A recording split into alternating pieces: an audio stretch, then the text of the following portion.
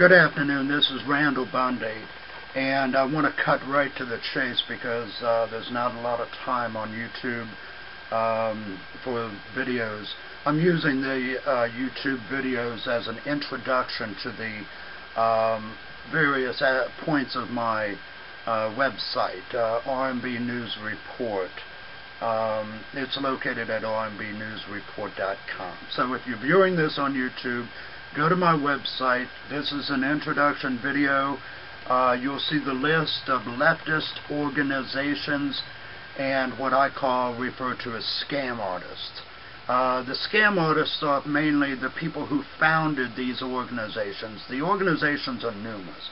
What I have found is that you'll have one particular person who, when they were in university, they were radical, or they were radicalized by the Marxists. And it didn't take these people long to understand that their radicalism won them favor, often among women. Yeah, so that was part of their motive for the young men. Were able to get women by being radical. That was part of it. But also they learned how easily it was to manipulate naive people by the radical rhetoric of the radicalism. And as they grew up and matured and become adults, they learned, hey, it's a money-making operation too. That's what's behind it all. You look behind all the facade of these supposed or believed to be non-profit organizations, or organizations that are just out to help social justice or human rights or whatever. It's all a scam. It's a money-making machine. You'll have one particular individual who may run one particular organization, and I've found this with most of the individuals that are involved in these organizations as founders, chairmen of the board, or whatever. They may have created 3 or 4 different types of radical organizations for different purposes. You'll have, I know of one recent one that I've recently investigated out of New York, who runs an organization devoted toward homosexual rights. Well, this kid comes from the Upper West End. He comes from very rich background. His daddy was a successful businessman. Other leaders who run other organizations, their fathers were lawyers, or their mothers were college professors. So these kids did not come from poverty. Remember that. Because, and they're not down for the struggle of the poor and downtrodden. They're money-making machines. It's all profit. There's no difference between them and me as a businessman. If I am running a business and I have a product, and my product is selling these handy little clips, which I love, D-clips.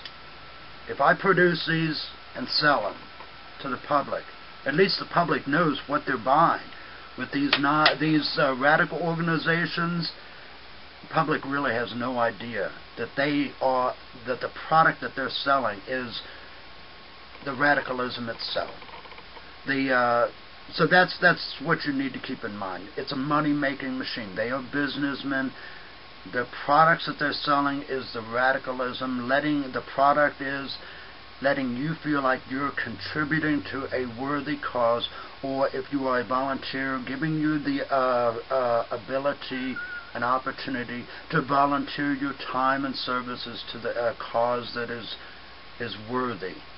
Letting you be a part of something greater than yourself, being a part of a movement. That's how they get you. They're con artists. They're scam artists. They're crooked as the day is long. At least with an honest businessman, you walk into a restaurant and you order a hamburger, fries, and a Coke. You're getting what you have paid for, what you've asked for. You're going to eat that hamburger, fries, and Coke. You're going to feel better, and then you're going to go on and do whatever you have to do in the day. These people that lead you to believe that they truly believe in the poor and downtrodden people. The part of the product that they're selling is making the poor and downtrodden think that it's the rich man that is at fault. But go to the rich man's neighborhood, guess where all these organization leaders live? I know because I have investigated them. I have a background, as mentioned before.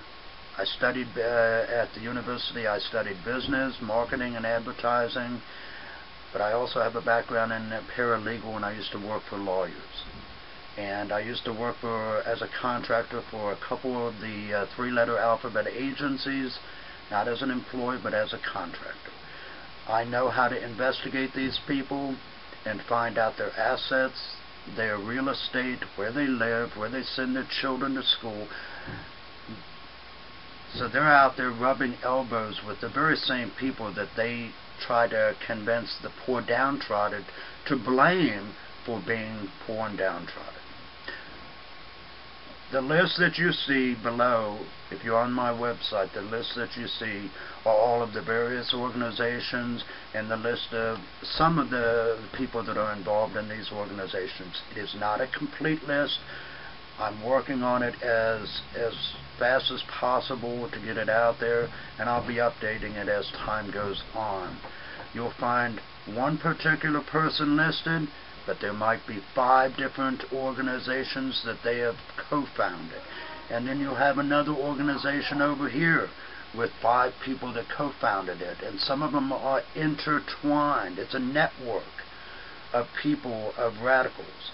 And each and every individual is somehow or another making a piece of the pie. What is the pie? Government grants, contributions from the truly wealthy like George Soros, and also contributions from the public.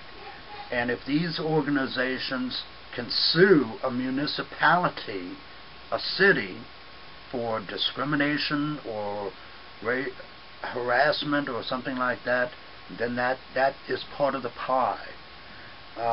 So you got to look at, number one, where do these people get their money? How do they live? What are the salaries of everybody that's involved in it? You'll come to the same conclusion that I have, and that is that they are just like so-called non-profit organizations or charitable organizations. They may not show a profit, but that's because the money has been distributed in salaries and bonuses. Look at the guy that, give you an example.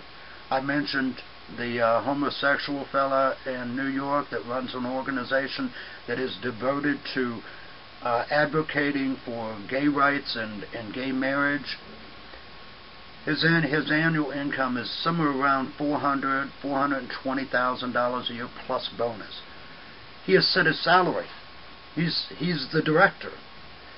His board of directors consists of his family, his sister, his gay lover, and their salaries are appointed by themselves. And you, the young unsuspecting university student who wants to belong to something, be a part, be accepted by somebody, some organization greater than yourself, this is what you are donating your time and sometimes even your money to, so that they can live in the finest neighborhoods while you live in a dump apartment. It's something to think about. My policy in life to every young person is don't be naive.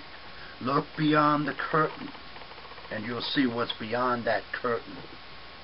Thank you for tuning in, and I ain't going nowhere.